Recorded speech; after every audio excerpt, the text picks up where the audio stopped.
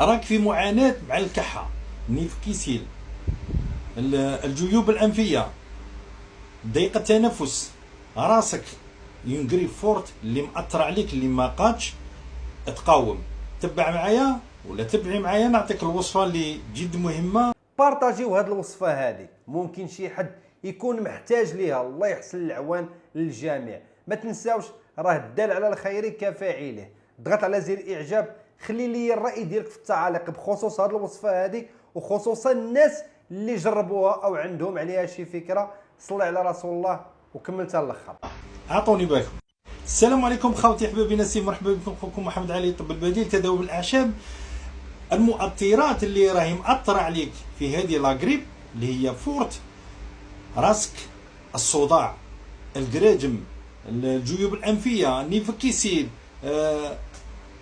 ضيق التنفس، السعال، الكحة الحارقة. تبع معايا نعطيك الوصفة اللي ما شاء الله. جيب كاسرونة، دير فيها حبة عبس الأحمر وقطعها شرائح، قطعها شرائح مدورين، ديرهم في ديك الكاسرونة. شاد تزيد معاها حبة تعليم وقطعها شرائح، قلع لها غير العلف تاعها، زيدها مع ذاك البصل. شاد تزيد معاها هنايا، زيد معاها زوج عيدان تاع قرفة، زوج عيدان تاع قرفة، وزيد 3 فصات تاع توم، 3 فصات تاع توم.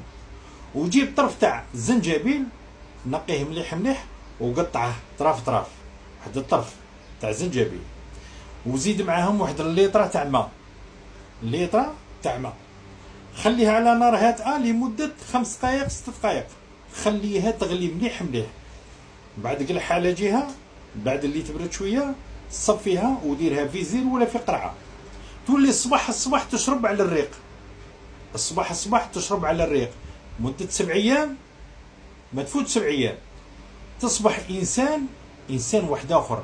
الكحة ما كاش، الجراجم، النيفيسيل، الصداع، حاجة ما تبقالكش. تولي إنسان ما شاء الله ما شاء الله. حتى السعال الجاف هذاك وما يبقالكش، تولي إنسان ما شاء الله. اللهم بارك.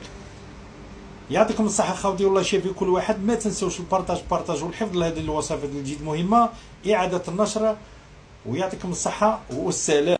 كنتمنى تخليو لي الراي ديالكم في التعاليق بخصوص هذه الوصفه هذه، وبخصوص شي حد اللي يكون مجربها او عنده فكره عليها. كنحاولوا ما امكن نجيبوا لكم وصفات طبيعيه، وصفات غير مكلفه، وصفات حتى الى ما نفعاتكمش ما تضركمش. ديما كنقول لكم حنا راه ماشي دكاتره، غير كنجتهدوا وكنجيبوا لكم معلومات قيمه، وتيبقى الاختيار ليكم نتوما. واللي عنده شي مرض مزمن ولا شي مشكل في الصحه ديالو، راه ضروري خصو يتواصل مع الطبيب. يعني حنا ما كنقولولكش جرب هادي ولا جرب هادي، انت يعني خدم العقل ديالك وحاول تلقى الحاجه اللي تناسبك، وسول الناس. راه اللي يعني كاين بزاف ديال الناس اللي خبراء، وكاين بزاف ديال الناس بحال العشابه، بحال الناس اللي كيديروا الطب البديل. يعني كاين بزاف، وخصوصا الاجداد ديالنا والاباء ديالنا كانوا كيتداواو بهذه الطريقه هذه.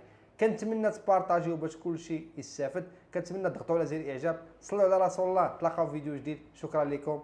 السلام عليكم.